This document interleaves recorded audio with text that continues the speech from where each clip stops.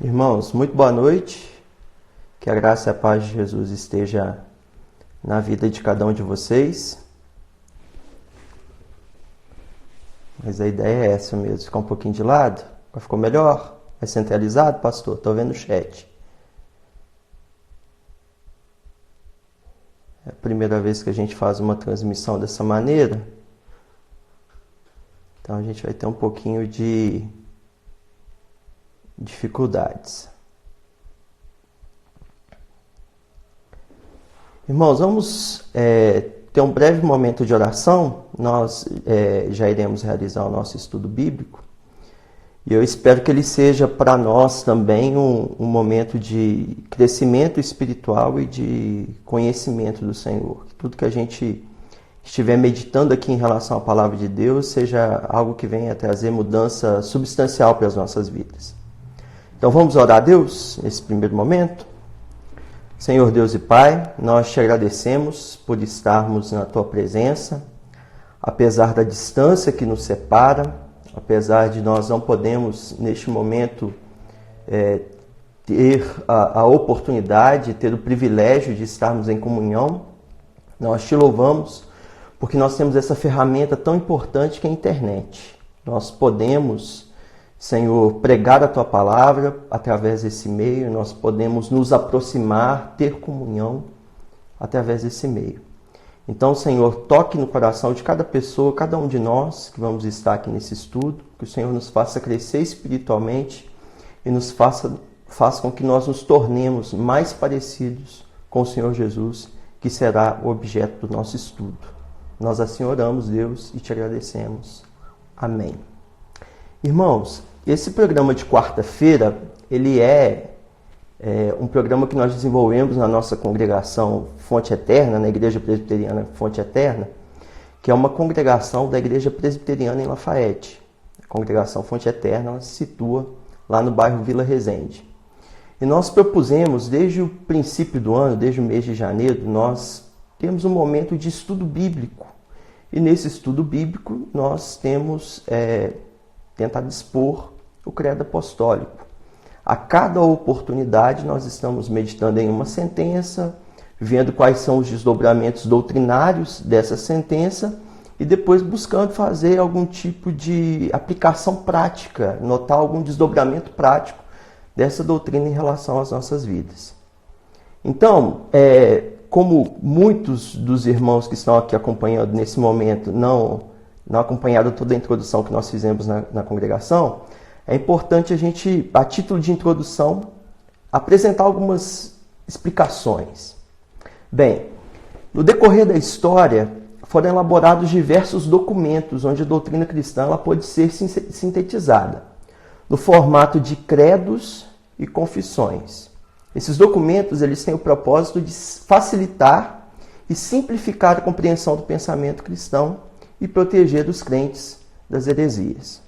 O documento que nós estamos estudando é o chamado Credo Apostólico, ou Símbolo dos Apóstolos. Ele remonta-nos às origens do cristianismo. Segundo alguns comentaristas, o credo ele era parte fundamental da profissão pública de fé dos candidatos ao batismo, sendo também o fundamento da instrução dos catecúmenos. Então, quando a gente se dedica ao estudo do credo apostólico, nós estamos examinando a nossa herança cristã e extraindo dela ensinamentos que não só fizeram sentido para os nossos irmãos no passado, mas que também possuem ensinamentos que possuem desdobramentos bem relevantes para as nossas vidas nos dias atuais. Então, entendendo que esse estudo pode trazer esses benefícios, que nós estamos nos detendo nele. Bem, apropriando-se da metáfora que o C.S. Lewis ele utiliza no livro dele, Cristianismo Puro e Simples, o credo apostólico ele é como se fosse o hall de entrada de uma casa com vários cômodos.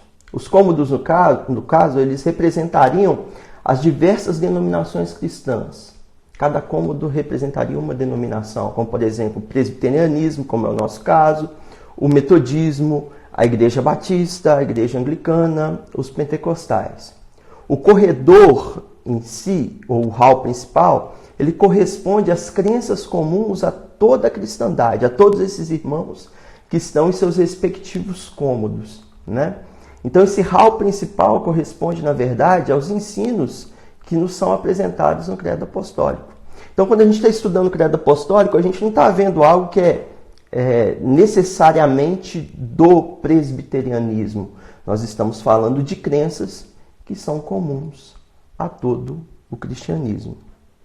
O credo, ele principia com as seguintes palavras: creio em Deus, o Pai Todo-Poderoso, Criador dos céus e da terra, e em Jesus Cristo, seu único Filho, nosso Senhor. O momento que nós estamos estudando do credo corresponde exatamente a essa sentença do credo. Creio em Jesus Cristo, nosso Senhor. É o que nós vamos examinar à luz da palavra de Deus na noite de hoje.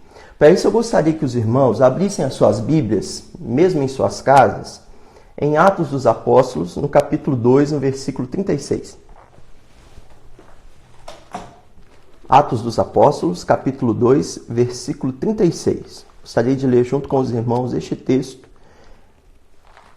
a título de introdução.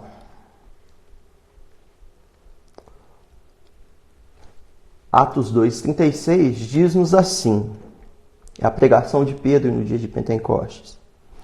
Esteja absolutamente certa, pois, toda a casa de Israel, que esse Jesus que vós crucificastes, Deus o fez Senhor e Cristo. O que a gente tem aqui nesse texto, meus irmãos? Nós temos Pedro trazendo a primeira proclamação do Evangelho após a ressurreição e a ascensão do Senhor Jesus, pregando, proclamando a palavra do Senhor no dia de Pentecostes.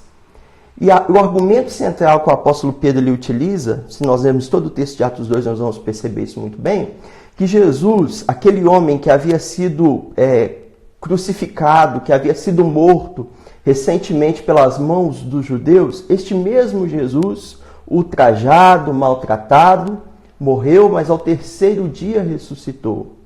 E ele, ao morrer e ressuscitar, ele é o cumprimento de todas as promessas que foram feitas no tempo antigo, no tempo da velha aliança, no tempo do Antigo Testamento.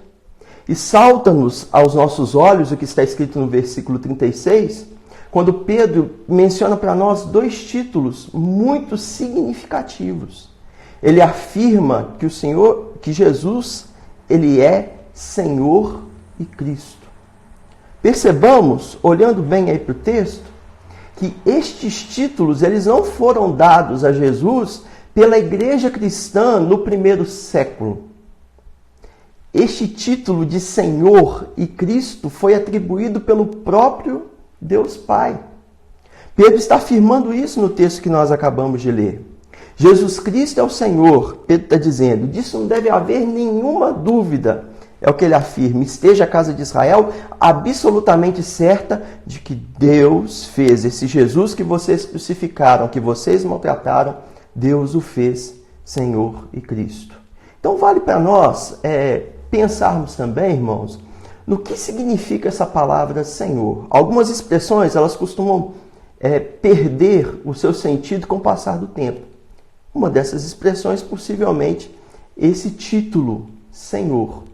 Dificilmente a gente vai abrir a Bíblia em alguma página do Antigo Testamento e a gente vai deixar de encontrar essa palavra. Essa palavra, Senhor, ela é empregada muitas e muitas vezes no Antigo Testamento como uma referência clara a Deus. Os judeus eles eram tão reverentes em relação ao nome sagrado de Deus que todas as vezes que eles se deparavam com o chamado criptograma ou tetragrama sagrado Y, para a nossa linguagem no português, YHWH, que seria o nome secreto, o nome escondido de Deus, o nome como o próprio Deus se revela, eles tinham tamanha reverência em relação a esse nome que cada vez que eles se deparavam com essa expressão, com esse tetragrama, eles utilizavam a palavra Senhor. E nós podemos ver essa palavra em várias páginas do Antigo Testamento. Quando a gente vai para as páginas do Novo Testamento, nós encontramos também essa expressão Senhor como uma referência clara a Deus. E aí eu convido os irmãos a abrirem mais uma vez as suas Bíblias em suas casas. Em Mateus, no capítulo 22, no versículo 37, nós vemos Deus Pai sendo chamado de Senhor. Mateus 22, 37 nos diz assim: respondeu-lhe Jesus: amarás o Senhor teu Deus de todo o teu coração, de toda a tua alma e de todo o teu entendimento. Contudo, nas páginas do Novo Testamento, além de Deus Pai receber esse título, receber esse nome de Senhor, há um desdobramento muito interessante, que nos é muito relevante. Porque após a morte e a ressurreição de Jesus, ele mesmo, Jesus, passa a ser chamado de Senhor pelos apóstolos. O próprio Jesus, ele assume para si esse título de Senhor, como o apóstolo Pedro diz em Atos 2, 36, que nós lemos agora há pouco. Deus o fez Jesus, Senhor e Cristo. Veja o que diz em Colossenses, no capítulo 2, no versículo 6.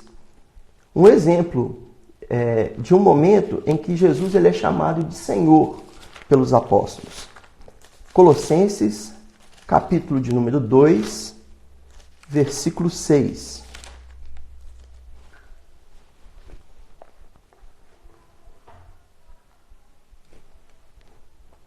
Colossenses capítulo 2, versículo 6, diz-nos assim: ora, como recebestes Cristo Jesus, o Senhor, assim andai nele radicados e edificados e confirmados na fé, tal como fostes instruídos, crescendo em ações de graças. Note aí no versículo 6, como que o apóstolo Paulo chama Jesus? Ele diz que Jesus, que Cristo Jesus, que nós temos recebido, ele é o Senhor. Irmãos, esse entendimento de que Jesus Cristo é o Senhor, ele é fundamental para a fé cristã, ele é muito caro para a fé cristã. O conteúdo da confissão de Cristo como Senhor é a essência do próprio Evangelho.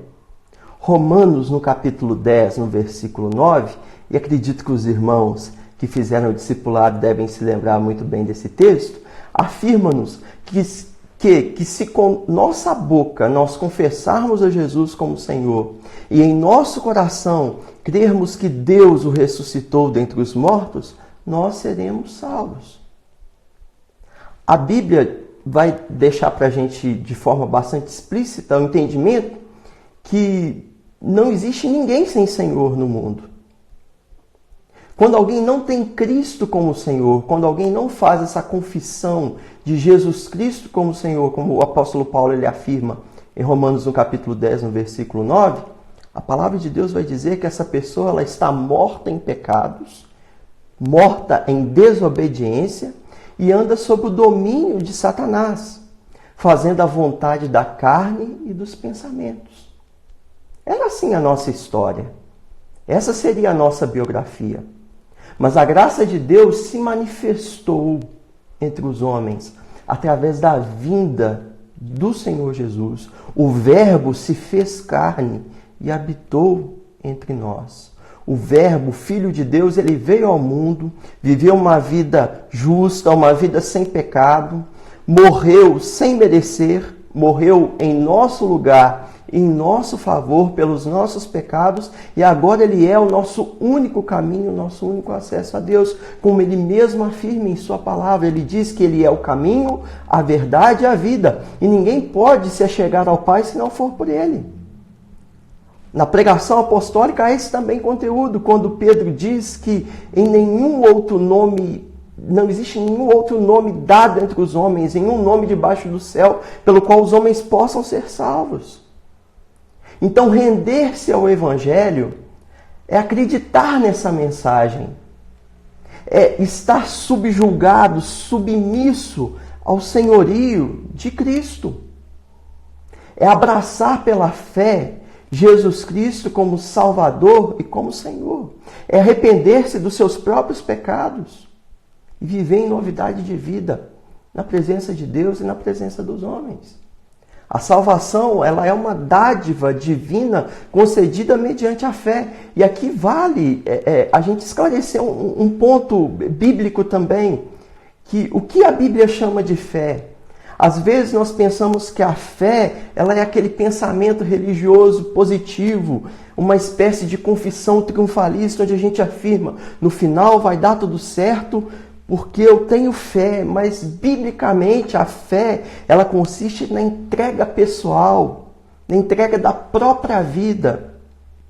A fé consiste em entender, em compreender que eu não posso fazer nada por mim mesmo, que eu não posso me salvar pelos meus méritos, que eu não posso me salvar pelas minhas boas obras, mas que o Filho de Deus veio ao mundo, morreu pelos nossos pecados, e eu depositando a minha confiança nele, eu dizendo, olha, eu não posso ser salvo por minhas obras, mas eu acredito na obra que Jesus ele fez por mim na cruz do Calvário.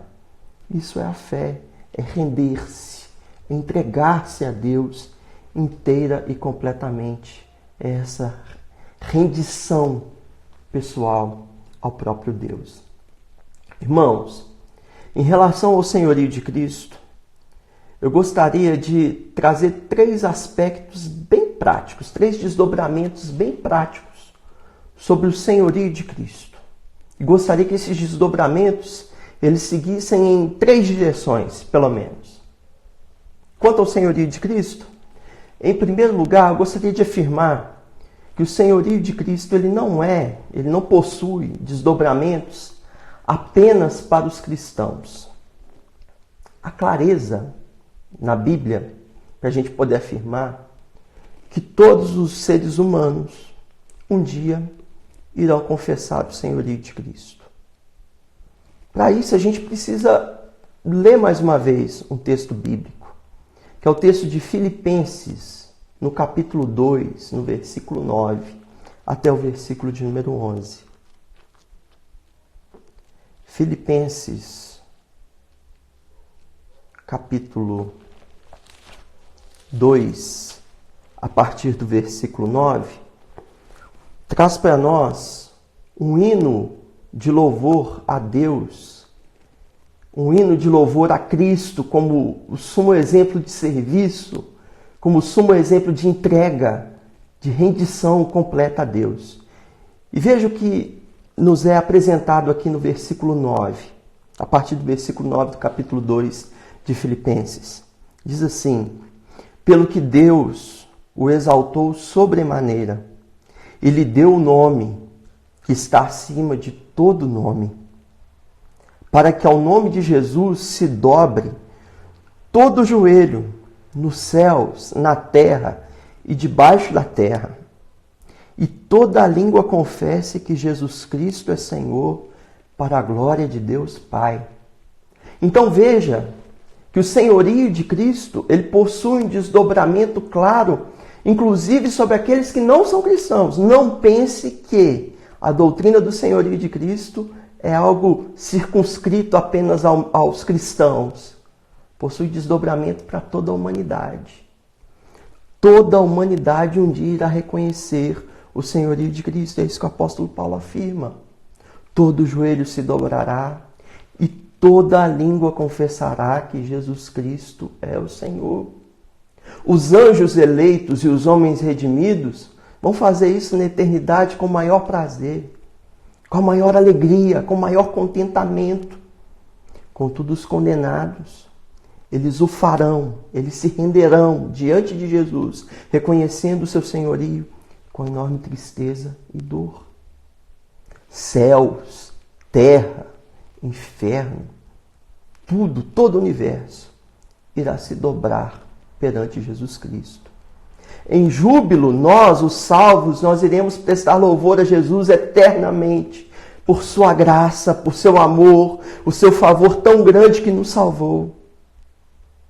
Contudo, os perdidos, eles vão cair apavorados, cheios de medo, cheios de terror, diante do Rei do Universo, diante do Rei dos Reis e Senhor dos Senhores. Isso não significa que, afinal, um dia, todas as pessoas elas vão ser salvas. Não é isso que o texto afirma. significa para nós que somente aqueles que confessam Jesus como Senhor agora, no tempo presente, serão salvos eternamente. Bem, outro desdobramento da doutrina do senhorio de Cristo, eu gostaria de trazer para aqueles que vivem entre nós, mas que não vivem debaixo do senhorio de Cristo. Deixa eu te explicar melhor isso. Há muitos em nossos dias que pensam que vão ter um lugar nos céus simplesmente porque um dia aceitaram um apelo que foi feito dentro de alguma igreja evangélica. Essas pessoas, elas acreditam que porque elas fizeram a conhecida oração do pecador e elas terem feito o pedido para Jesus entrar em seus corações, isso já seria o bastante. A Bíblia é clara, é muito clara em dizer que se você insiste em um comportamento pecaminoso e ainda alega ser salvo, a sua compreensão sobre o ensinamento de Cristo está muito equivocada. Jesus, ele não pode ser o seu Senhor, não pode ser o seu Salvador, melhor dizendo, sem ser o seu Senhor. A salvação, ela é uma obra de Deus concedida pela graça. Deus salva os homens sem mérito algum. Deus salva os homens graciosamente. O único mérito é o mérito conquistado por Cristo na cruz do Calvário. Contudo, o amor de Deus revelado na cruz do Calvário, ele é de sobremodo grande, de tal maneira que ele nos constrange a que vivamos em novidade de vida, em obediência a Deus, em temor do Evangelho. Ao ponto de levar o salvo, aquele que foi realmente salvo, aquele que foi realmente conquistado pela graça soberana de Deus e que a vocação se fez eficaz em sua vida, faz com que o salvo, ele ande em boas obras. É isso que a Bíblia nos afirma, que nós não somos salvos por boas obras, é pela graça, mediante a fé. Não vem de obras para que alguém se glorie. Mas ela afirma também que as boas obras consistem no caminho que Deus preparou para que nós andássemos por essas boas obras. Nós não somos salvos por boas obras, mas nós somos salvos para boas obras. Deus não tem filhos perdidos por aí, vivendo no mundo de modo irresponsável, sem arrependimento. Repito, a salvação, ela é uma obra graciosa de Deus. Contudo, esse amor de Deus nos constrange a que vivamos de maneira diferente que a gente vivia antes. A Bíblia descreve para nós, irmãos, a salvação nos termos de novo nascimento. Novo nascimento significa novos apetites, significa novas inclinações, novas prioridades. Quando Deus ele realiza o novo nascimento espiritual de alguém, ele não permite que nada extingua essa vida. Pelo contrário, aqueles que Deus vivifica, ele mesmo os preserva e os mantém vivos para que eles alcancem o propósito para o qual o Senhor tem os preparado, o Senhor os regenerou. E por fim, para já encerrarmos esse estudo bíblico, e não menos importante, eu gostaria de aplicar esse entendimento do senhorio de Cristo na vida de todos aqueles que seguem a Jesus. Nós vivemos dias, irmãos, inusitados, não é? Dias que a gente nunca pensou que iria viver. Vivemos em um tempo de muita informação. Os canais de notícias, por exemplo, eles estão com o sinal aberto 24 horas na internet. As redes sociais estão literalmente nas palmas de nossas mãos. E vem notícias boas, notícias ruins, vem notícias verdadeiras, vem notícias falsas. Em nossas conversas pessoais, o tema predominante qual é? Pandemia, vírus, doença, o que será de nós? No meio de tanta informação, nós nos sentimos um pouco confusos, não é verdade? Parece que às vezes a ciência ela não dialoga bem com a política. Em outro momento parece que a política não conversa bem com a saúde. Em outro momento parece que a saúde ela está entrando em conflito com a economia. Dias como os nossos são extremamente estressantes, porque parece que o mundo ele é um barco à deriva. E aí a gente fica se perguntando, o que será de nós? Das nossas vidas, das nossas existências, do nosso sustento no dia de manhã. São perguntas legítimas que nós fazemos, mas antes que isso provoque em nós uma ansiedade doentia, lembremos-nos, meus irmãos, do senhorio de Cristo.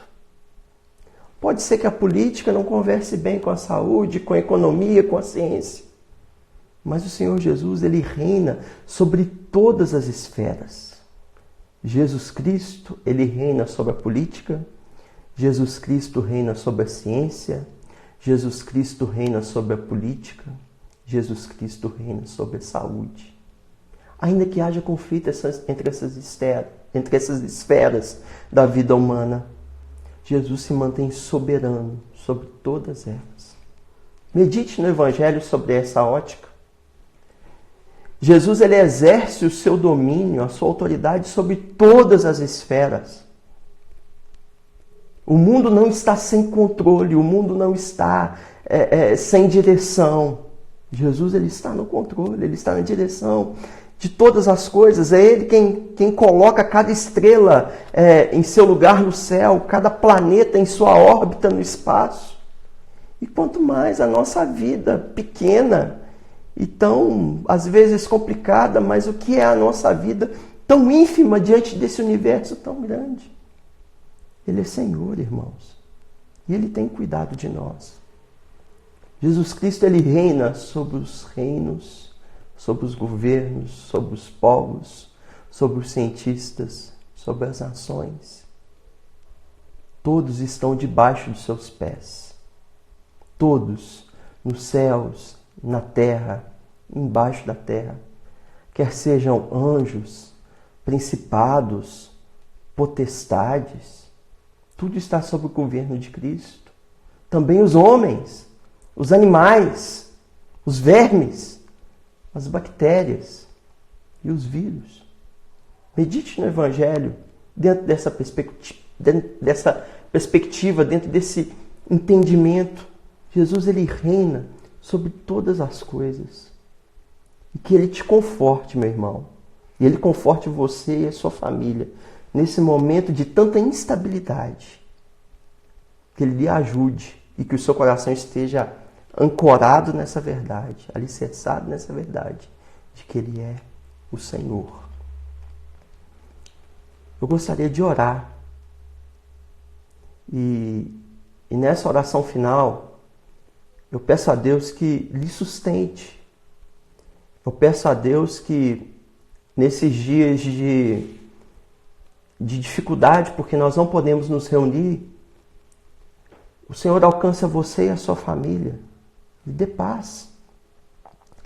Lhe dê tranquilidade. Lhe dê ânimo para seguir em frente. Convido você a fechar seus olhos e nós orarmos juntos na presença de Deus. Pai, eu te louvo, porque o Senhor entregou nas mãos de seu Filho Jesus Cristo todas as coisas. O Senhor governa sobre todas as coisas criadas nos céus e na terra. Sejam tronos, poderes, soberanias. O Senhor governa também entre os homens. Como diz o profeta Daniel, o Senhor é aquele que estabelece reis, que remove reis. O Senhor é o Rei das nações. O Senhor Jesus Cristo tem um reino, possui um reino que jamais terá fim. Senhor, conforte-nos com essa verdade. Conforte-nos. Conforta o teu povo, o povo da tua aliança, nesse momento de instabilidade, de dificuldade. Conforta aqueles que são seus. Confronta também, Senhor, aqueles que ainda não reconheceram o seu senhorio, não se submeteram à sua majestade, à sua glória. Que esse período também seja, Senhor, um momento de quebrantamento dos povos, para as nações, para as nossas famílias. Envolva, Senhor, todos nós com a Tua graça e ajuda-nos a reconhecer, cada um de nós a reconhecer o Teu senhorio e a Tua soberania. É o que nós oramos, Jesus, na Tua presença e lhe agradecemos. Em nome de Jesus. Amém. Irmãos, que Deus te abençoe, abençoe você, sua família, em nome de Jesus.